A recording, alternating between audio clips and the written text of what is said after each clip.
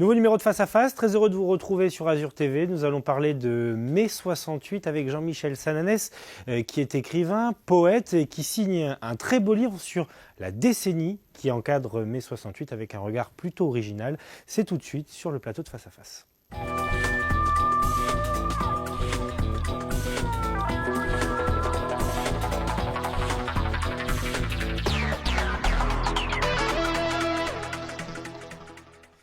Bienvenue sur le plateau d'Azur TV. On termine donc cette trilogie consacrée au livre. C'était pas voulu, mais il se trouve que voilà, on a reçu successivement sur ce plateau 3 auteurs ou écrivains en fonction de ce qu'ils venaient nous présenter. Et on termine donc avec vous, Jean-Michel Sananès, pour ce très beau livre, Sucre amer, 1968, une révolution en chanson et musique, aux éditions Chemin de Plume. Hein, vous êtes éditeur par ailleurs.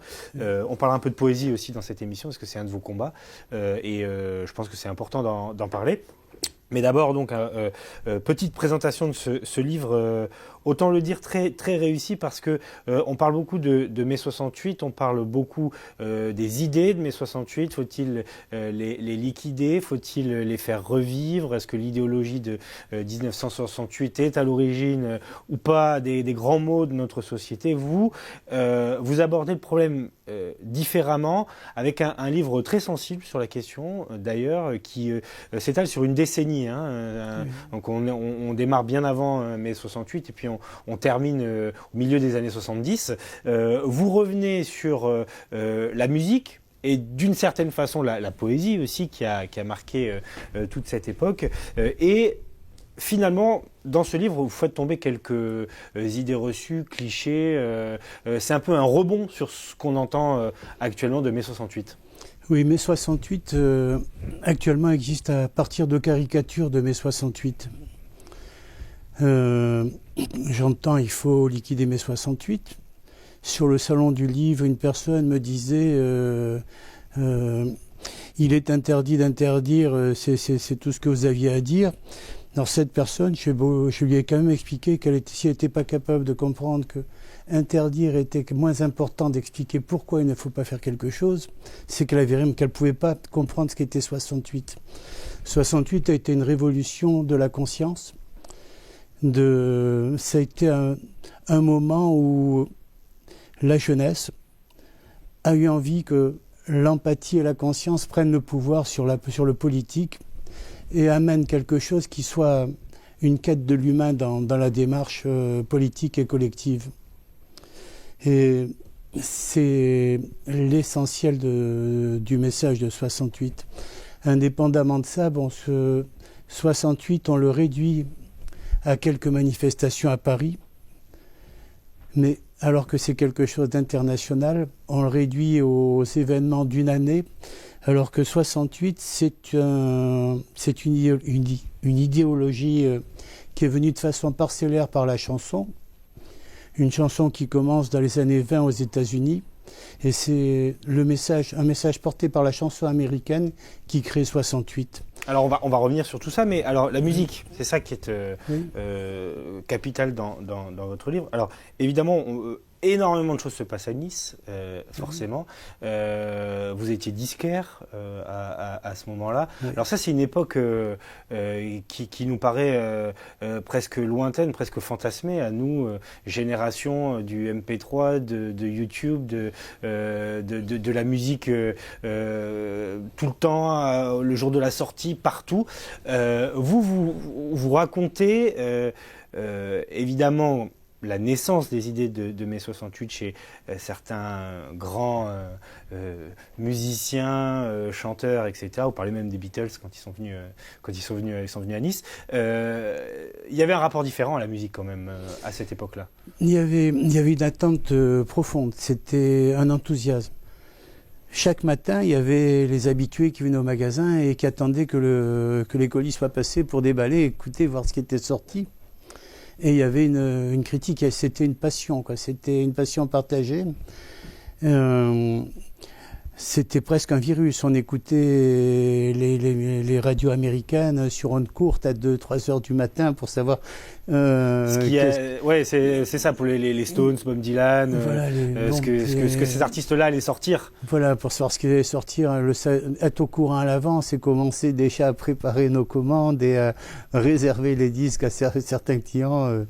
C'était quelque chose qu'on ne retrouve plus maintenant, quoi. Maintenant, on entend sur... C'est des sorties mondiales, en direct sur les réseaux sociaux. Voilà, où la musique, c'est un peu dématérialisé. Donc maintenant, c'est dématérialisé, alors qu'avant, on avait des visages à mettre sur chaque chanteur. Quand on parlait d'un groupe, tout le monde disait, t'as vu, tous les musiciens de chaque groupe étaient critiqués, admirés, etc. C'était quelque chose... C'était quelque chose d'autre, mais disons que, indépendamment de ça, ce qui était important aussi pour une partie de la des amateurs de musique, c'était les paroles des chansons. Et 68 est venu par la chanson. Au début, ça a été porté par le blues des années 20, le folk qui parlait un petit peu de la condition des Noirs américains et leurs revendications par rapport aux droits de l'homme. Ça a été aussi porté par les chansons du folk song avec les Pete Seeger et les Woody Guthrie qui parlaient de la misère des travailleurs américains, de leur exploitation, de leur manque de droits, qui parlaient de l'exode des paysans américains dans les années 29-30 quand il y a eu les grands nuages de poussière qui ont tué les récoltes. Et ça parlait de l'exode de ces gens sur les routes qui avaient été attirés en Californie par des fausses publicités. Donc on explique aussi ce qui se passe plus tard dans le siècle par cet amas aussi de lutte, de contestation, de constat qui à un moment explose finalement à cette période. En tout cas en France, et vous le dites, c'est finalement selon vous un mouvement plus international. C'est un mouvement international. Ça va de Tokyo à Mexico où il y a des morts partout parce que les gouvernements sont installés dans des routines et qui protègent, et dans des notions économiques où il y a une hiérarchie, la hiérarchie étant celle du capitalisme, et donc tout ce qui conteste et qui demande des droits devient quelque chose qui est à combattre et à éradiquer quelque part. Et cela est complètement, on peut dire que c'est apolitique parce que aussi bien à Prague que dans les pays de l'Est, on a les mêmes mouvements, les mêmes chansons qui sont écoutées, les mêmes espérances et la même envie de fraternité. Et la fraternité, bien sûr, n'est pas une valeur qu'on cote en bourse. Et de ce fait, c'est contraire à la bonne marche.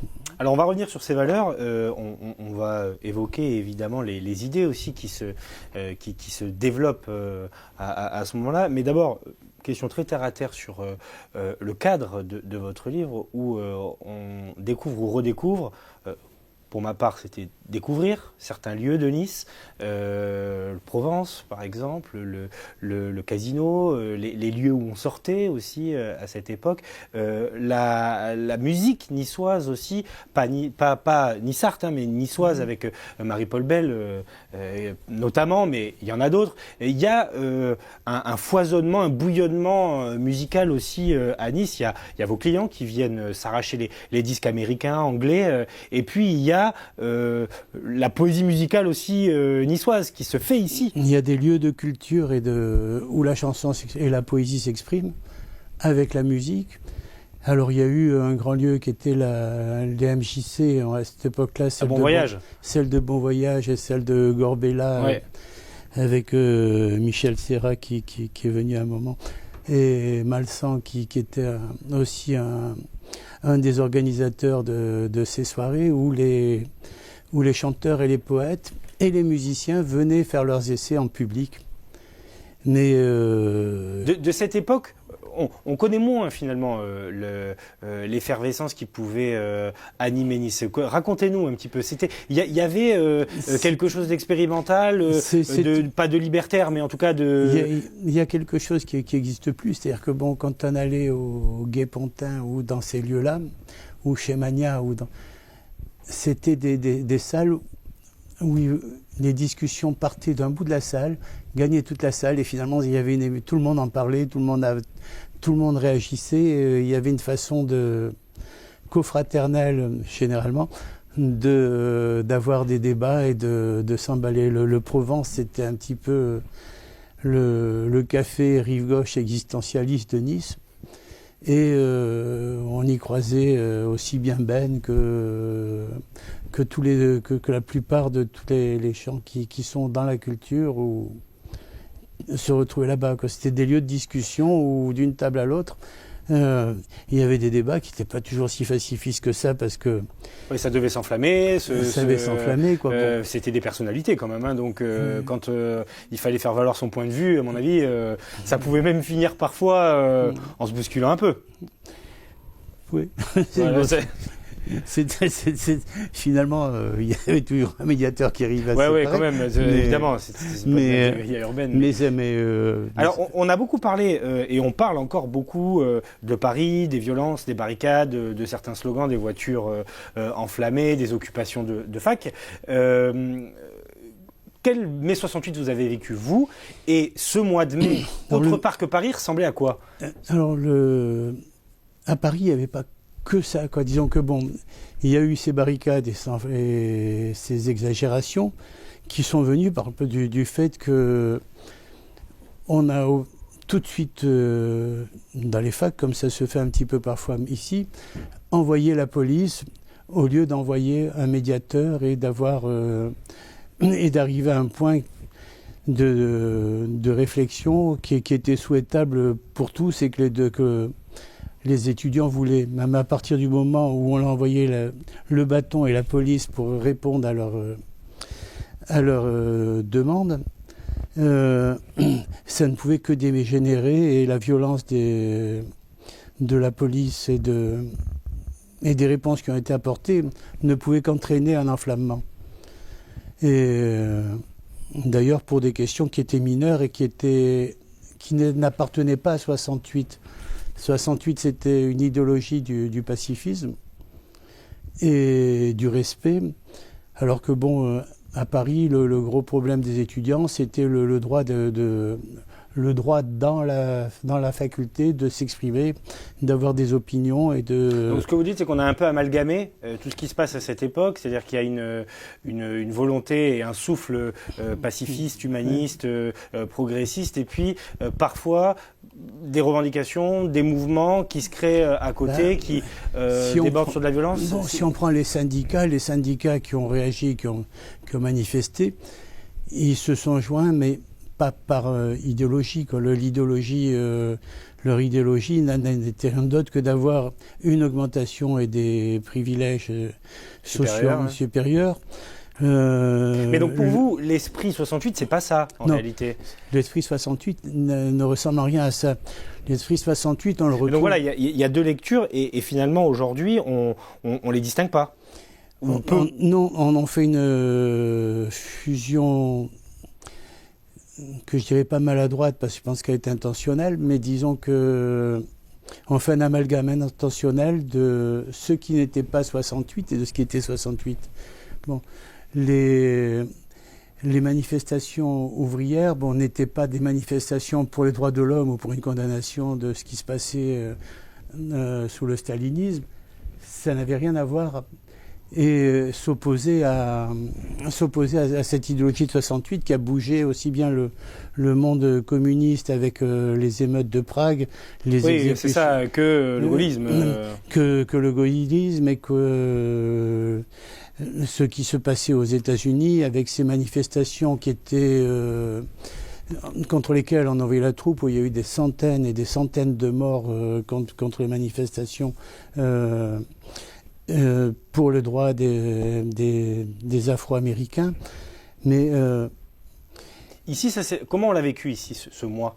de contestation et pour le coup aussi parfois d'amalgame du coup. Disons qu'il y a eu il y avait une pensée qui était un peu souterraine, disons, comme le gros problème de 68, c'est qu'il n'y a pas eu de manifeste écrit, il n'y a pas eu de livre rouge, il n'y a pas eu de livres qui disent voici notre pensée. Voici notre pensée. Et cette pensée qui est arrivée de façon parcellaire par la chanson n'a jamais été regroupée et n'a jamais donné lieu à... Alors quelque part, c'est un petit peu une synthèse de toutes ces chansons que j'essaye de faire dans ce livre. En citant c'est quelques ultra paroles. précis de ce point de vue-là sur la sortie des albums, des musiciens, des chanteurs. Enfin, voilà, si vous aimez la musique, la musique de cette époque, mais on retrouve aussi quand même quelques artistes qui ont plus que traversé le temps. Tout à l'heure, on parlait de Bob Dylan, des Stones, des Beatles. Bon, enfin voilà, puis il y en a encore d'autres. Hein. Oui, on parle un petit peu. Mais disons que là, j'ai un ami qui me disait, j'ai lu ton livre, j'ai mis 4 heures pour le lire.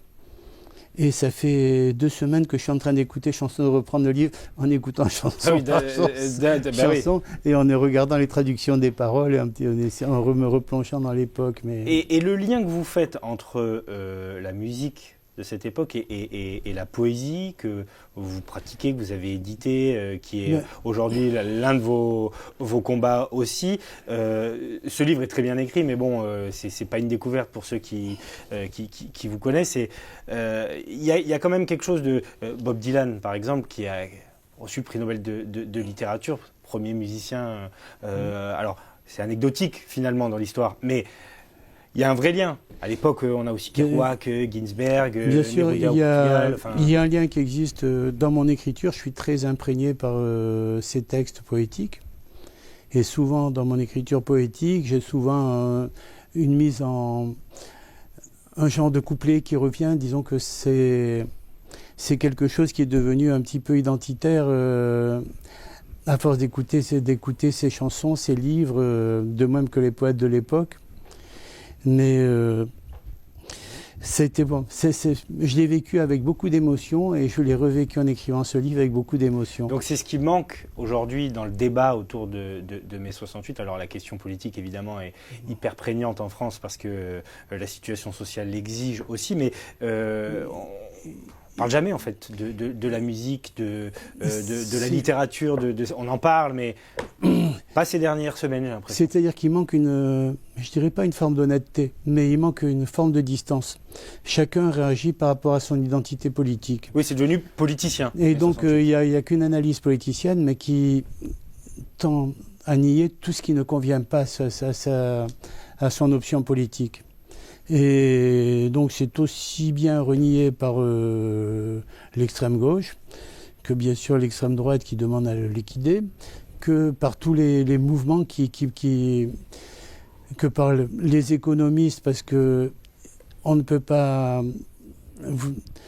un économiste ne peut pas se satisfaire de quelque chose qui a envie d'amener l'égalité dans une économie qui est basée sur l'exploitation d'une partie de l'humanité.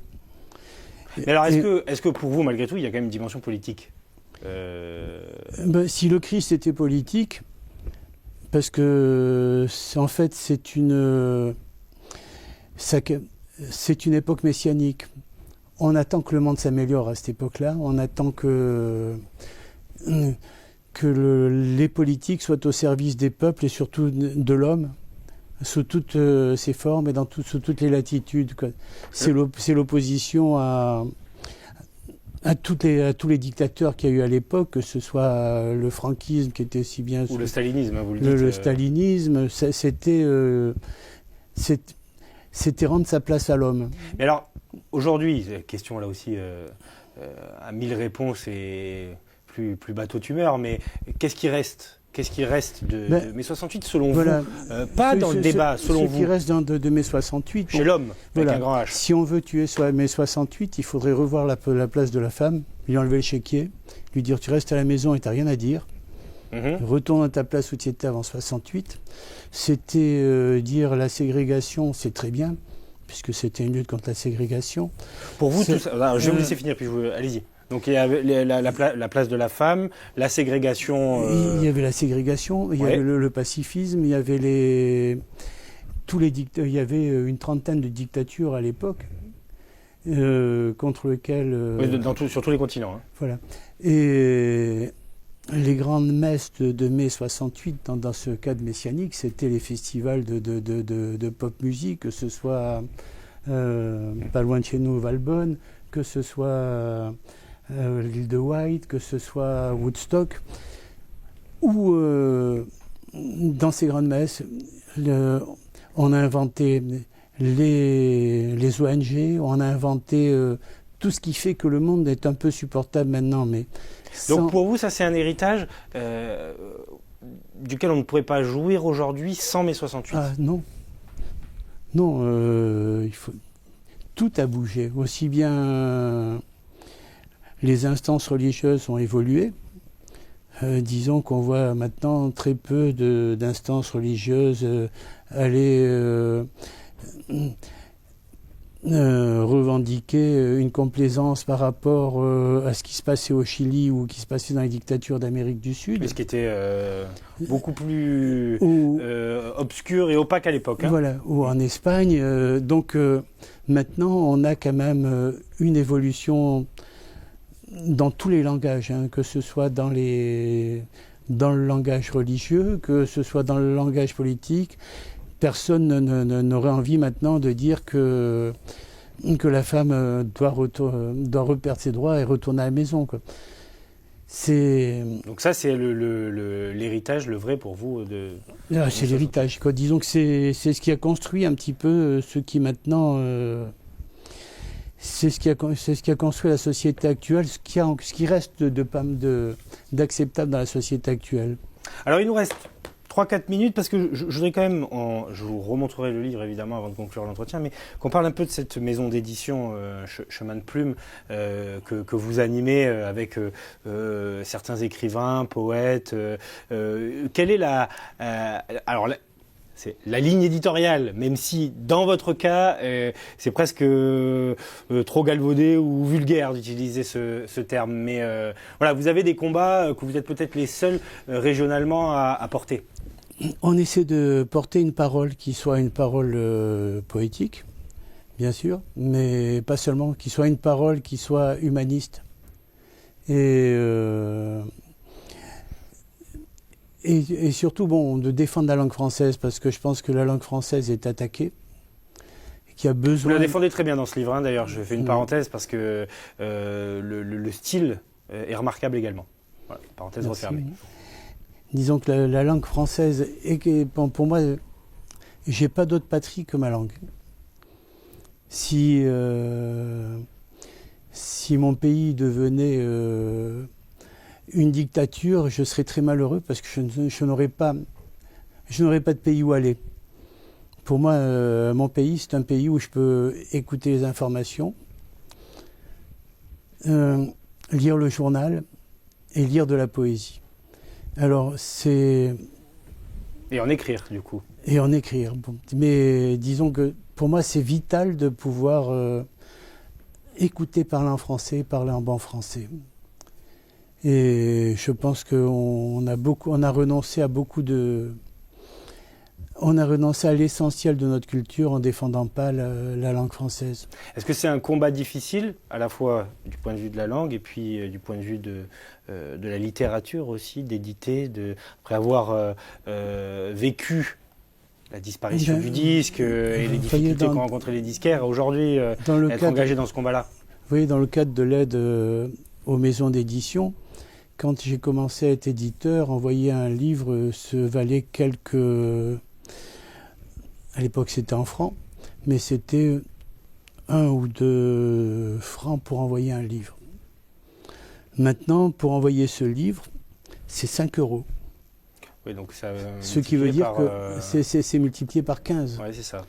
La part du transport est supérieure au prix du livre et donc c'est un marché difficile. Ça fait partie de la défense d'un terroir, et ce terroir est un terroir qui n'est pas défendu.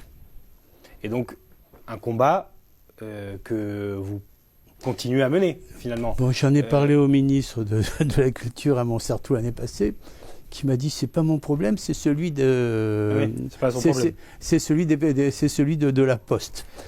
Ah, donc ministre de la Culture actuel, oui, qui vient de l'édition. Oui, qui me disait il faut vous adresser aux responsables de la Poste. Ça a dû vous enchanter, pas très poétique comme réponse. C'était politique. C'était très politique, ouais, pour le coup, effectivement très politique. Merci beaucoup Jean-Michel Sananès. Oui. Sucre amer, 1968, une révolution en chanson et musique, aux éditions Chemin de Plume. 14 € pour vous le procurer dans toutes les librairies de notre région. Merci beaucoup. Si vous aimez la musique, alors je suis pas grand spécialiste, mais voilà, on retrouve des références, des repères et puis des noms, des lieux aussi à Nice, des histoires. Ça recrée quand même une ambiance qui nous paraît lointaine. C'est en même temps une histoire de la musique parce que toutes les dates et toutes les parutions sont justes déjà. Sont juste vérifiées. Et ben voilà, sachez qu'il vous faut 4 heures pour le lire et 3 semaines pour vérifier toutes les informations comprises à l'intérieur. Merci beaucoup en tout cas Jean-Michel Sananès. Je redonne une dernière fois le titre, Sucre amer 1968, une révolution en chanson et en musique. Merci à vous de nous avoir été fidèles. On se retrouve la semaine prochaine pour un nouveau numéro de Face à Face sur Azur TV. Vous pouvez revoir bien sûr cet entretien sur notre site, le www.azur-tv.fr. Merci à vous et à la semaine prochaine sur Azur TV.